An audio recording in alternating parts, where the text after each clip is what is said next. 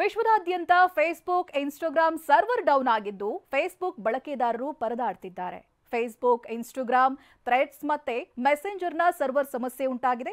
ಇನ್ನು 3 ಲಕ್ಷಕ್ಕೂ ಅಧಿಕ ಫೇಸ್ಬುಕ್ ಬಳಕೆದಾರರು ಈ ಸಮಸ್ಯೆ ಬಗ್ಗೆ ರಿಪೋರ್ಟ್ ಮಾಡಿದ್ದಾರೆ. ಇನ್ಸ್ಟಾಗ್ರಾಮ್, ಮೆಸೆಂಜರ್ ಸಮಸ್ಯೆ ಆಗ್ತಾ ಇದೆ ಅಂತ 20,000ಕ್ಕೂ ಅಧಿಕ ರಿಪೋರ್ಟ್ ಬಂದಿದೆ. ಇನ್ನು ಸಮಸ್ಯೆ ನಿವಾರಿಸುವಂತ ನಿಟ್ಟಿನಲ್ಲಿ ಕೆಲಸ ಮಾಡ್ತೇವೆ ಅನ್ನೋದಾಗಿ ಮೆಟಾ ತಿಳಿಸಿದೆ.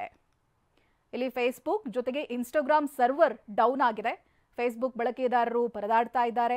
ಕೇವಲ ಫೇಸ್ಬುಕ್ ಮಾತ್ರ ಅಲ್ಲ, ಫೇಸ್ಬುಕ್, ಇನ್ಸ್ಟಾಗ್ರಾಮ್, ಥ್ರೆಡ್ಸ್ ಮತ್ತೆ ಮೆಸೆಂಜರ್ನ ಸರ್ವರ್ ಸಮಸ್ಯೆಯಾಗಿದೆ. ಒಟ್ಟು 3 ಲಕ್ಷಕ್ಕೂ ಅಧಿಕ ಫೇಸ್ಬುಕ್ ಬಳಕೆದಾರರು ಈ ಸಮಸ್ಯೆ ಬಗ್ಗೆ ರಿಪೋರ್ಟ್ ಅನ್ನು ಕೂಡ ಮಾಡಿಕೊಂಡಿದ್ದಾರೆ. ಸಮಸ್ಯೆಯನ್ನ ಬಗೆಹರಿಸ್ತೀವಿ ಅನ್ನೋದಾಗಿ ಮೆಟಾ ವಿಶ್ವಾಸವನ್ನ ವ್ಯಕ್ತಪಡಿಸ್ತಾ ಇದೆ.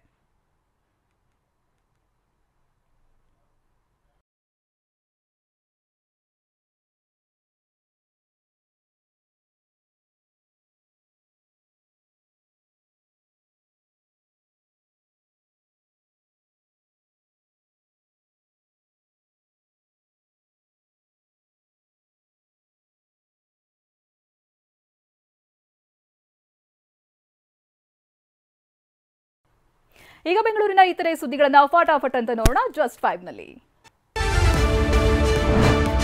ಏರ್ಪೋರ್ಟ್ ಕಸ್ಟಮ್ಸ್ ಅಧಿಕಾರಿಗಳು ಅಕ್ರಮವಾಗಿ ಸಾಗಿಸ್ತಾ ಇದ್ದ ಹಣ ಹಾಗೂ ಚಿನ್ನವನ್ನು ವಶಕ್ಕೆ ಪಡೆದಿದ್ದಾರೆ.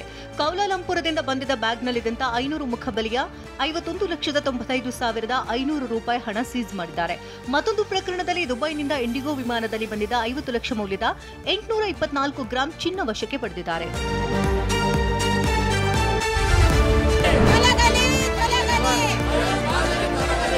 ರಾಜ್ಯ ಸರ್ಕಾರದ ವಿರುದ್ಧ ಫ್ರೀಡಂ ಪಾರ್ಕ್ನಲ್ಲಿಂದು ಪ್ರತಿಭಟನೆ ನಡೆಯಿತು. ಪಾಕ್ ಪರ ಘೋಷಣೆ, ರಾಮೇಶ್ವರ ಕೆಫೆ ಸ್ಫೋಟ ಖಂಡಿಸಿ ಭಯೋತ್ಪಾದಕ ಹೋರಾಟ ಸಮಿತಿ ಆಕ್ರೋಶ ಹೊರಹಾಕಿತು. ಮತ್ತೊಂದು ಕಡೆ ಪದವಿ ಕಾಲೇಜಿಗೆ ಉಪನ್ಯಾಸಕರಾಗಿ ಆಯ್ಕೆಯಾಗಿರುವ ಅಭ್ಯರ್ಥಿಗಳು ಗೆಜೆಟ್ ನೋಟಿಫಿಕೇಶನ್ ಹೊರಡಿಸುವಂತೆ ಆಗ್ರಹಿಸಿ ಪ್ರತಿಭಟನೆ ಮಾಡಿದರು.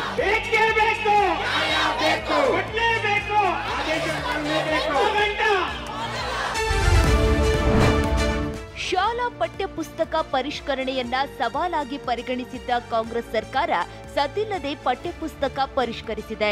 ಡಾಕ್ಟರ್ ಮಂಜುನಾಥ್ ಹೆಗಡೆ ನೇತೃತ್ವದಲ್ಲಿ 2024-25ನೇ ಸಾಲಿಗೆ ಪಠ್ಯಪುಸ್ತಕ ಪರಿಷ್ಕರಣೆ ಮಾಡಲಾಗಿದೆ.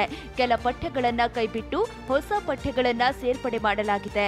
1ನೇ ತರಗತಿಯಿಂದ 10ನೇ ತರಗತಿವರೆಗಿನ ಪಠ್ಯಪುಸ್ತಕ ಪರಿಷ್ಕರಣೆ ಮಾಡಲಾಗಿದ್ದು, ಪರಿಷ್ಕರಿಸಿ ವರದಿಯನ್ನ ಮಂಜುನಾಥ್ ಹೆಗಡೆ ನೇತೃತ್ವದ ಸಮಿತಿಯು ಶಿಕ್ಷಣ ಇಲಾಖೆಗೆ ನೀಡಿದೆ. ಬೆಂಗಳೂರಿನ ಹೆಸರುಘಟ್ಟದಲ್ಲಿ ಯುವ ಸಮೂಹವನ್ನ ಕೃಷಿಯತ್ತ ಸೆಳೆಯಲು ಹಸಿರು ಲೋಕವೇ ಸೃಷ್ಟಿಯಾಗಿತ್ತು.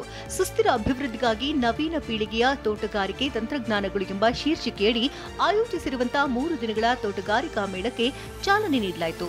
ವಿವಿಧ ತಳಿಗಳ ತರಕಾರಿ, ಹಣ್ಣು, ಹೂವಿನ ಗಿಡಗಳನ್ನು ಪ್ರದರ್ಶನ ಹಾಗೂ ಮಾರಾಟ ನಡೀತಾ ಇದೆ. ಮೊದಲ ದಿನವೇ ಸಾವಿರಾರು ಜನರು ಆಗಮಿಸಿ ತೋಟಗಾರಿಕಾ ಬೆಳೆಗಳ ಮಾಹಿತಿ ಪಡೆದರು.